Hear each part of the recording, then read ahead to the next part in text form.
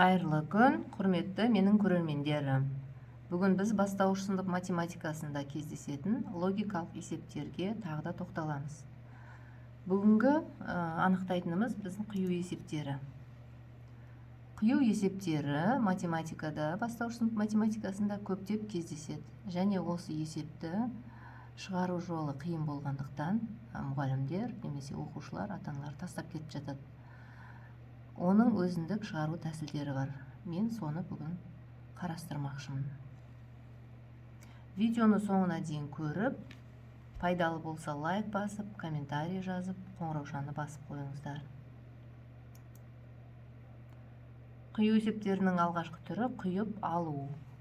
5 литр және 7 литр ыдыстар арқылы 6 литр суды қалай құйып алуға болады? Енді осы есептің шығару жолын көрсетейін. Біздің есебімізде 7 литрлік, 5 литрлік ыдыстар бар. Және 6 литр суды құйып алу керек.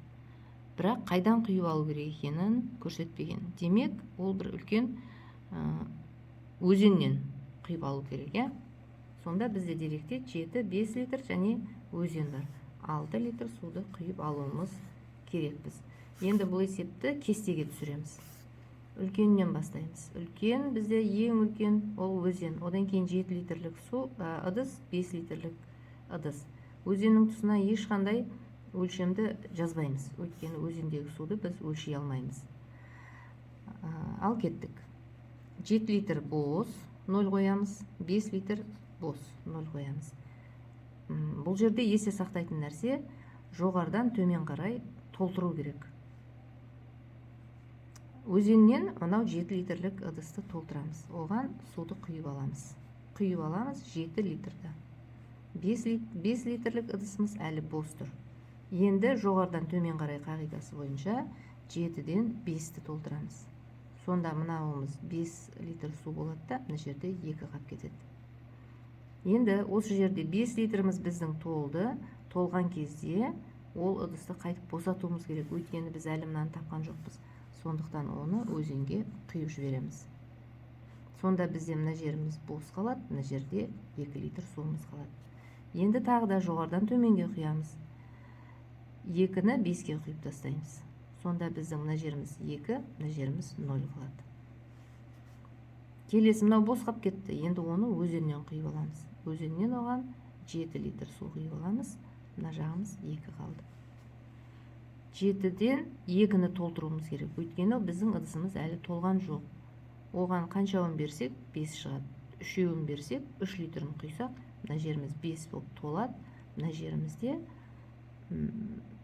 4 литріміз қап кетті.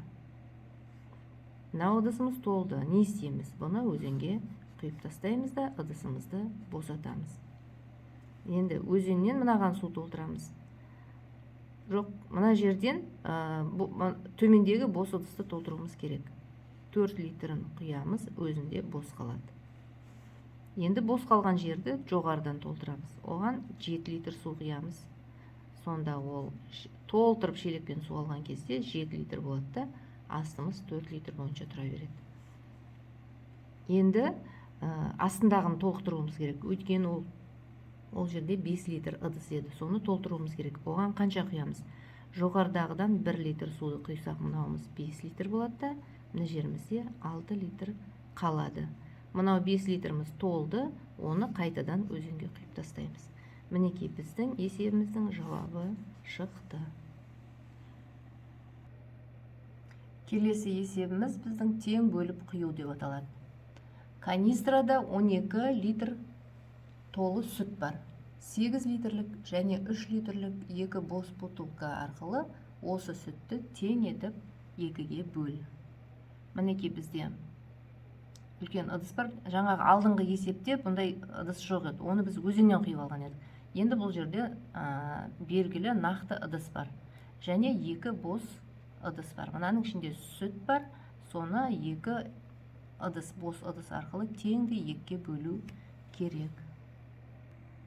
Есептегі деректерге қарасақ, бізде 12 литр, 8 литр, 5 литр. 12 литр сүтті теңді 2-ге бөлуіміз керек. Демек, 6 литрдан 2-ге бөлуіміз керек. Ол үшін бізге пайдалануға 8 және 5 литрлік ыдыстар берілген, бос ыдыстар. Тағы да кесте әдісін қолданамыз. Мінекей үлкеннен кішіге қарай жазып алдық. Енді кеттік. Мына жерде бізде есте сақтайтын нәрсе, мынау қатар бойынша үшеуін қосқанда сол 12 литріміз шығып тұру керек. Ал кеттік. 12 литр ішінде сүт бар. 8 литрлік ыдыс пен 5 литрлік ыдыс бос. Төменнен, жоғардан төмен қарай толықтырамыз. 12-ден 8-ге құямыз. Бұл жеріміз 8 болды, ал мына жерімізде 4 литр қап кетті. Мына ыдысымыз бос. Енді 8-ді 5-ге толықтырамыз. 5-еуін берсек, мына жерімізде біз 5 литр шығады, мына жерде 3, мына жерде 4. Үшеуін қосып көрейік. Мына екеуі 7, 7-ге 5-ті қоссақ 12 литріміз шығып тұр. Мінекей біздің 5 литр ыдысымыз толды. Енді не істейміз?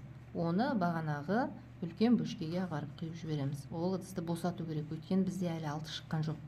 Сонда біздің мынауымыз 0, мынау 3, мынау 9 болып қалды. Енді мына 3 литрді мына жаққа құямыз. 9 литріміз өз орнында қалды. 3-ті мына жаққа құйсақ бұл босайды. Мынауымыз 3 литр болып қалады. Енді мынаны толтырамыз. Ол үшін жоғардан құямыз. Жоғардан оған 8 литрін құйып аламыз. Өзінде 1 литр қалды. Мынау 3. Енді жоғардан төмен қарай мынаны толықтыруымыз керек. 5-ке толықтыруымыз керек. Ол үшін 8-ден 3-ке 2 литрін құямыз.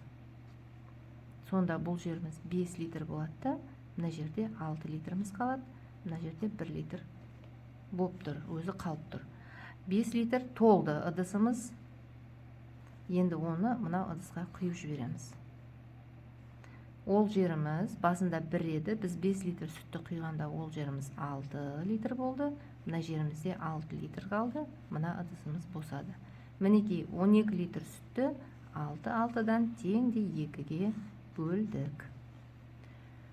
Пайдалы болған болса, қызық болған болса, сіздерге ұнаса, соңына дейін көріңіздер, лайк басыңыздар, комментарий жазыңыздар.